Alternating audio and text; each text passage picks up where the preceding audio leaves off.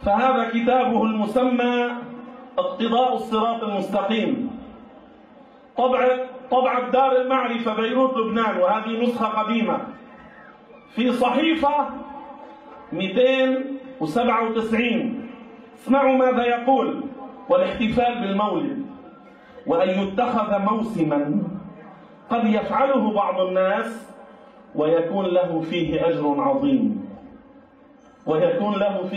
عظيم. لماذا؟ قال: لأنه يقصد بذلك تعظيم شأن الرسول. هذا إمامهم. Pendapat Ibnu Taimiyah, fata'zimul maulid, mengagungkan maulid, wattiqaduhu mausiman, membuatkannya sebagai acara yang diulang setiap tahun. Qad yaf'aluhu ba'dun nas, dilakukan sebagian orang, wa yakunu lahu ajrun azim, dia dapat pahala li husni qasdihi wa ta'zimihi, dia dapat pahala dengan niat baiknya. Bahwa ada ucapan Ibnu Taimiyah yang tidak setuju dalam kasus lain.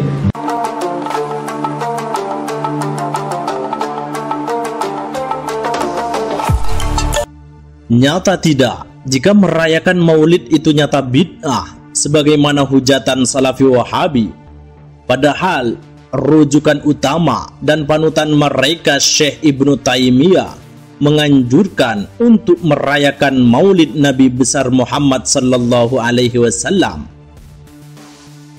Sudah menjadi rahasia umum bahwa merayakan maulid Nabi merupakan salah satu praktik yang kontroversial di kalangan umat Islam. Mereka yang melarang perayaan maulid ini biasanya mendasarkan diri pada pendapat Imam Ibnu Taimiyah dengan mengatakan bahwa maulid Nabi termasuk perkara bid'ah yang tidak boleh dilakukan. Ternyata rujukan utama kaum Salafi Wahabi tersebut, yaitu Syekh Ibnu Taimiyah, tidak pernah melarang perayaan maulid. Justru beliau menganggap bahwa maulid termasuk perkara kebaikan yang sangat dianjurkan dalam Islam. Dalam kitab Haulal Ihtifal Bidzikril Maulidin Nabawi Asy-Syarif karya As-Sayyid Muhammad bin Alawi Al-Maliki disebutkan bahwa Ibnu Taimiyah berkata, sebagian orang mendapatkan pahala atas peringatan maulid dan juga setiap hal yang baru yang dilakukan oleh sebagian orang, entah karena meniru orang-orang Nasrani dalam peringatan kelahiran Isa alaihi salam, atau karena kecintaan dan penghormatan terhadap Nabi sallallahu alaihi wasallam. Allah akan memberikan pahala kepada mereka atas rasa cinta dan kesungguhan tersebut, bukan atas bid'ah-bid'ah yang dilakukan.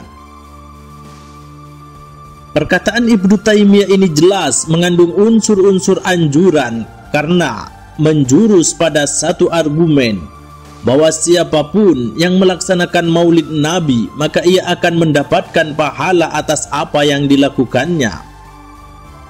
Bahkan ketika perayaan maulid itu atas dasar meniru golongan kaum Nasrani yang juga memperingati kelahiran Nabi Isa, maka orang tersebut tetap mendapatkan pahala maulid. Di sini titik tekan kebolehan maulid yang dimaksud oleh Ibnu Taimiyah adalah atas dasar kecintaan kepada Nabi. Pertanyaannya, adakah umat Islam yang merayakan maulid tidak atas dasar kecintaan kepada Nabi Muhammad sallallahu alaihi wasallam? Sudah barang tentu, setiap perayaan maulid dimanapun dan kapanpun selalu dilakukan atas dasar kecintaan kepada Nabi dan tidak ada maksud untuk membuat-buat perkara baru dalam hal agama.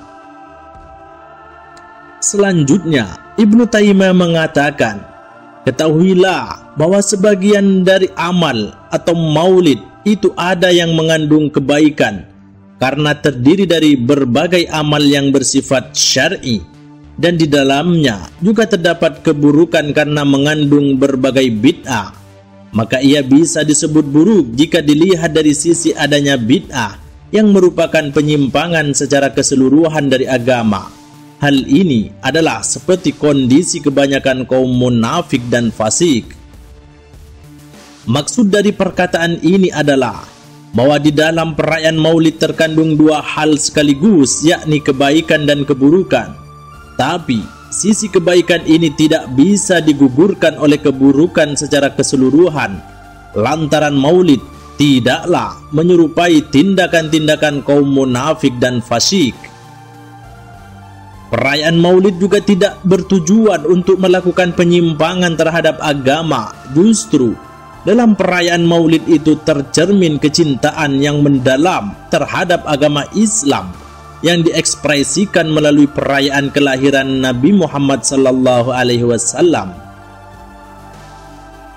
Ibnu Taimiyah juga berkata, adapun memuliakan Nabi dengan bermaulid Nabi, menjadikannya sebagai sebuah perayaan tahunan, telah dilaksanakan oleh banyak orang dan mereka akan memperoleh pahala yang besar dan penghormatan mereka kepada Rasulullah sallallahu alaihi wasallam.